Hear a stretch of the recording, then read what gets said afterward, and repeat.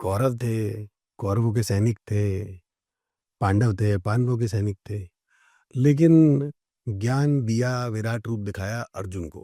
अब आप कह रहे हैं कि अर्जुन बन जाओ, है ना? तो कैसे बनेंगे अर्जुन? हाँ, बिल्कुल सही कहा।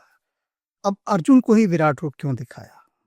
अभी इसी पर मेरी एक पूरे इसी पर हनुमान जी ने कहा कि अर्जुन को ही क्यों दिखाया, इस पर मैं तुम्हें बताता हूँ। और हनुमान जी ने एक पूरा उपन्यास मुझसे लिखवाया उस पर, वाह! और उसका नाम है मुझे कृष्ण चाहिए। मैं तुम्हें दिखा भी सकता हूँ, झोले में रखा है। दिखाना जरा निकालो। ये जो प्रश्न है ना, ये बड़ा सार्थक प्रश्न है। जो ये देखो, वाह! मुझे कृष्ण चाहिए। अब क्या है, ये जो मुझे कृष्ण चाहिए है, जब तक हमारे पास अर्जुन की आंख नहीं होगी। अब ये बड़ा मूलभूत प्रश्न था कि अर्जुन को ही भगवान कृष्ण ने अपना ये विराट रूप क्यों दिखाया?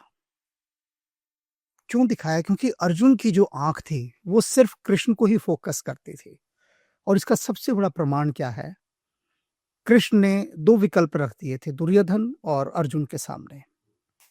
पता है, सर्वविदित है कि एक तरफ पूरी नारायणी सेना है मैं और मेरी सेना। और एक तरफ मैं अकेला निहत्था हूं। जी। पहला अवसर दिया अर्जुन को कि मांगो, क्या मांगते हो। दुर्योधन इस बात पर बहुत कुपित हुआ था। ये कृष्ण देखो कितना धूर्त है, चालाक है, बहुत मन मन में बोल रहा था। वो सभी इस उपन्यास में है कि ये तो निश्चित रूप से नारायणी सेना मांगेगा। निहत्थे कृष्ण का लेकर ये करेगा क्या? सही बात। लेकिन देखो प्रभु कैसे परीक्षा लेते हैं, क्षण क्षण परीक्षा लेते हैं। उन्होंने कहा मुझे देखना है कि अर्जुन को चाहिए क्या, और अर्जुन ने चुना परमात्मा को। उसने वो सारी सांसारिक उपलब्धियां छोड़ दी। एक सेनापति के रूप में अर्जुन गया था। प्रमुखता क्या थी? कि सेना को प्राप्त करना, जी। सैन्य शक्ति प्राप्त करना। जी।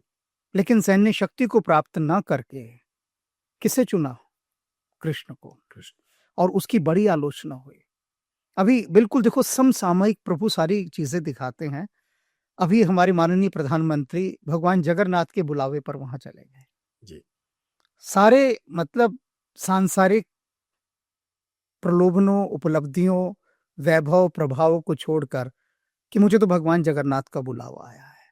ये वही आंख है, अर्जुन की आंख, जो पूरा फोकस परमात्मा पर करती है। वाह! जिस दिन ये दृष्टि हमारे भीतर आ जाए फोकस करने की, ये जो फोटोग्राफी है ना, ये जो लेंस हैं, ये हमें कमाल की चीजें सिखाती हैं। ये अध्यात्म से जुड़े हैं कि सब कुछ आउट ऑफ फोकस कर दो, और जो तुम्हारा सब्जेक्ट है उस पर जब तुम फोकस हो जाते हो, तब क्या होता है, जो अस्तित्व है वह तुम्हारी तरफ दौड़ कर आता है, तुम्हें नहीं जाना पड़ता। बिल्कुल, पूरी तरह से स्वार्थी हो जाओ। बिल्कुल, ये स्वार्थ बड़ा, तुमने जाना, ये स्वार्थ बड़ा सुंदर शब्द है। जी। स्वार्थी को लोग गलत उसमें इस्तेमाल करते हैं। जी। स्वार्थ का मतलब होता है स्व अर्थ। मेरे भीतर का अर्थ क्या है? जी। तो जब आपके भीतर का अर्थ केवल और केवल परमात्मा हो जाता है, तो सारी उपलब्धियां फिर खुद से चलकर आती हैं साथ में। सब कुछ नहीं पाना पड़ता। फिर एक तत्व को पालो, एक उसको पालो, उसको पाने के बाद कुछ पाना शेष नहीं रह जाता, सब कुछ प्राप्त होता है। जैसे हनुमान जी ने राम को पा लिया।